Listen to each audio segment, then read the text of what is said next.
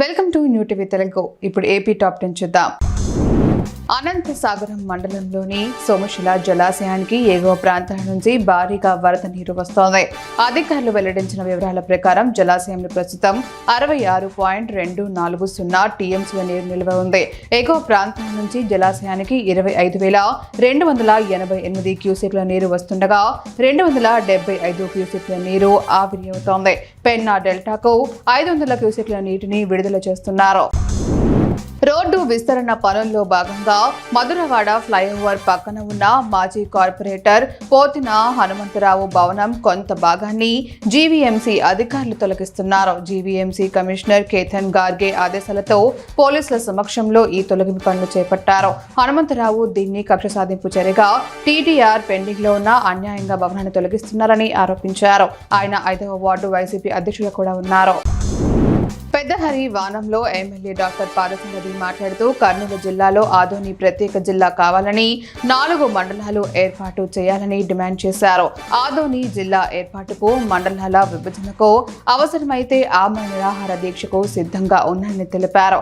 ఆదోని అభివృద్ధికి అందరూ మద్దతు ఇవ్వాలని, కుళ్ళు కుతంత్రాలతో అడ్డుకుంటే ఉద్యమాన్ని స్వయంగా నడిపిస్తానని హెచ్చరించారు.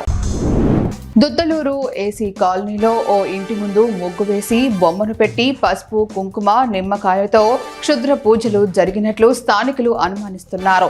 ఈ దృశ్యం చూసిన కాలనీ వాసులు భయభ్రాంతులకు గురవుతున్నారు. అర్ధరాత్రి సమయంలో ఈ పూజలు జరిగి ఉండొచ్చని, దీనితో కాలనీ భయానక వాతావరణం నెలకొందని తెలిపారు. అనంతపురం జిల్లా తాడిపత్రికి మాజీ ఎమ్మెల్యే కేతిరెడ్డి పెద్దారెడ్డి సుమారు 15 నెలల తర్వాత చేరుకున్నారు. జిల్లా ఎస్పీ జగదీష్, అదనపు ఎస్పీ రోహిత్ కుమార్ చౌదరి పర్యవేక్షణలో ఆయన తిమ్మపల్లి నుంచి తాడిపత్రి తన నివాసానికి చేరుకున్నారు.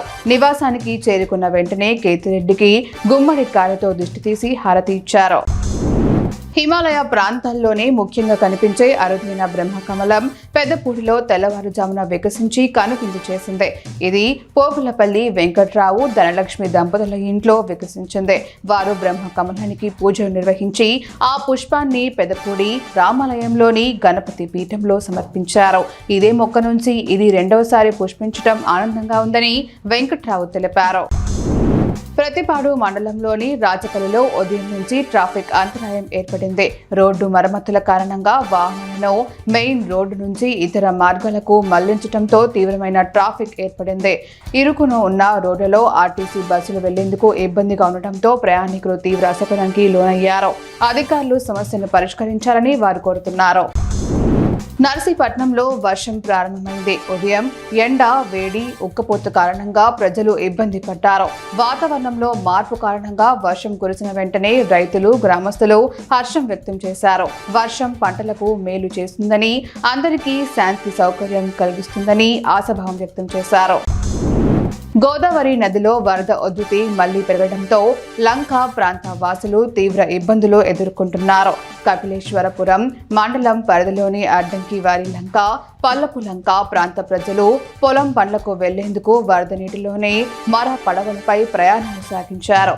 వరద ఉధృతి పెరగడం వల్ల వారికి కష్టాలు తప్పటం లేదు. ప్రకాశం జిల్లా ఒంగోలు చీరాల రైల్వే స్టేషన్లో పోలీసులు తనిఖీలు నిర్వహించారు. విజయవాడ చెన్నై బోకారో ఎక్స్ప్రెస్లో 3 బ్యాగుల్లో అక్రమంగా తరలిస్తున్న 4 కేజీల గంజాయిని అధికారులు స్వాధీనం చేసుకున్నారు. గంజాయిని తరలిస్తున్న ఇబ్రహీం అనే వ్యక్తిని అదుపులోకి తీసుకున్నారు. ఛత్తీస్గఢ్ నుంచి కేరళకు గంజాయిని తరలిస్తున్నట్లు విచారణలో తేలింది.